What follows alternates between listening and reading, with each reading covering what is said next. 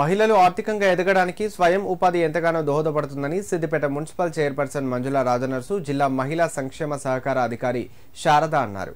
ఇటువంటి ఉచిత శిక్షణ కేంద్రాలను సద్వినియోగం చేసుకుని భవిష్యత్తులో సొంతంగా వ్యాపార సంస్థలను ఏర్పాటు చేసుకుని నలుగురికి ఉపాధి కల్పించేలా ఎదగాలని సూచించారు. సిద్దిపేటలో హాసిని టైలరింగ్ ఇన్స్టిట్యూట్ ఆధ్వర్యంలో ఉచితంగా కుట్టు మిషన్, మగ్గం, బ్యూటీషియన్ కోర్సులలో శిక్షణ పొందిన 30 మంది మహిళలకు వారు సర్టిఫికెట్లను అందజేశారు. ఈ సందర్భంగా మాట్లాడుతూ నేటి సమాజంలో మహిళలు ఆర్థికంగా ఎదగడానికి ముందుకు రావాలని, అన్ని రంగాల్లో రాణించాలని అన్నారు. మహిళలకు ఉచితంగా శిక్షణ కేంద్రాలను ఏర్పాటు చేసి వివిధ కోర్సులలో వారికి మెలకువలు నేర్పిస్తున్న ట్రైనర్స్ను అభినందించారు. మళ్లీ 2వ బ్యాచ్ త్వరలో ప్రారంభమవుతుందని, అవకాశాన్ని మహిళలు సద్వినియోగం చేసుకోవాలని కోరారు. అనంతరం శిక్షణ కాలంలో పూర్తి చేసిన వివిధ అసైన్మెంట్ను పరిశీలించారు. కార్యక్రమంలో Hasini institute director Sai Prasanna, trainers Jyothi, Lahari తదితరులు పాల్గొన్నారు. మన శారద మేడం కానీ వీళ్ళందరూ చెప్పినట్టుగా మన ఒక ఇంటితోటే కాకుండా మన ఇంటి ఒకరితో కాకుండా 10 మందితో ఒకరికొకరు ఈ కుట్టేది నేర్చుకొని ఒక 10 మంది కలిసితే ఇంకో 10 మందికి ఉపాధి దొరుకుతుంది. ఇప్పుడు మీరు బట్టలే కాకుండా ఇప్పుడు పార్లర్ నేర్చుదామని అంటున్నారు, తర్వాత మొగ్గం వరకు అంటున్నారు.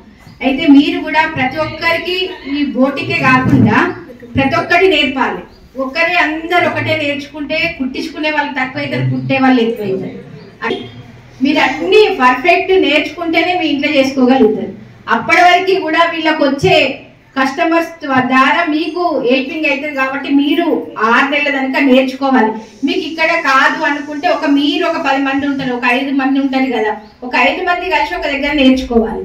పర్ఫెక్ట్ నేర్చుకొని మీరు ఇంకా ఎదిగి మీరు ఇంకొక 10 మందికి ఉపాధి కల్పించాలని మీ అందరినీ కోరుకుంటున్నాను. మహిళలకి నాతోటి వాళ్ళకి ఉపాధి కల్పించాలన్న ఉద్దేశంతో ఇట్లాంటి కార్యక్రమం స్టార్ట్ చేశాను, ఇన్స్టిట్యూట్ స్టార్ట్ చేశాను.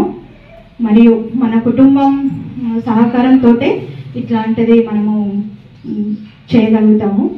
నెక్స్ట్ ఒక మహిళలకి ఇప్పుడు ఎంత చదివిన వాళ్ళకి చదివిన చదువుకి తగ్గట్టుగా ఉద్యోగాలు రాకపోవడము, ఉపాధి లేకపోవడం వల్ల కొందరు ఇబ్బందిలో పడుతున్నారు.